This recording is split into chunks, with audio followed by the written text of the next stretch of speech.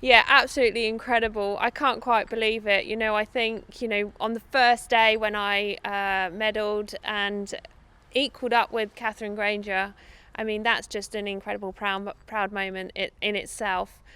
Then to medal again for the individual and beat that and now be the most decorated female, I mean, yeah, incredible. I can't quite believe it. It's a very surreal moment.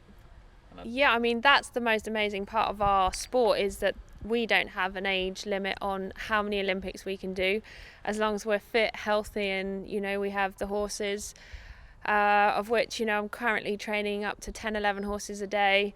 So I have a lot of horses up and coming behind Gio, looking forwards to the other Olympics. So yeah, already thinking of Paris, what can happen in Paris, and a few more medals, and who knows where it's going to go and where it's going to stop. I mean, I'm very, very competitive.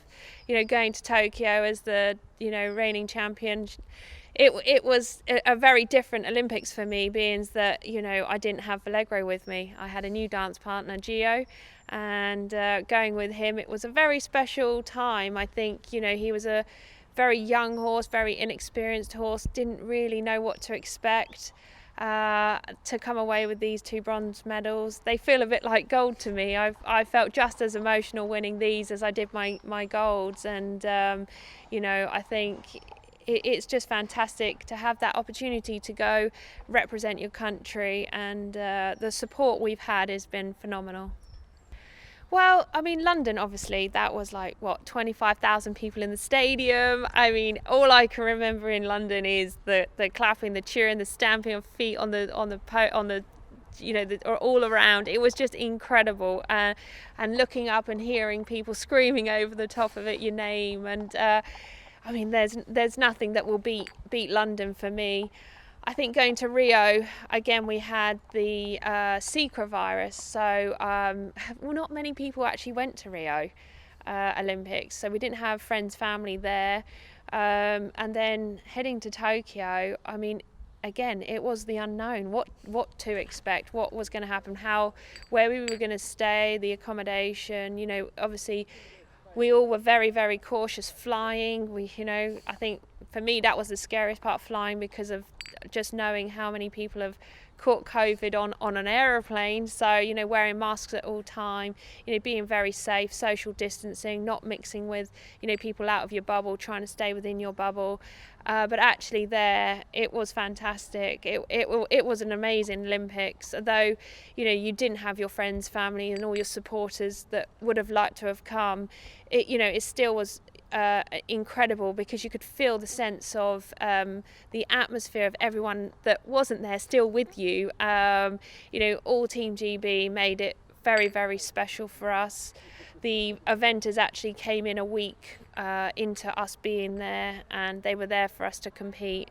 So we had them all rooting for us, which made it again very, very special. Yeah, I mean, for me it will be definitely an Olympics that I will never forget.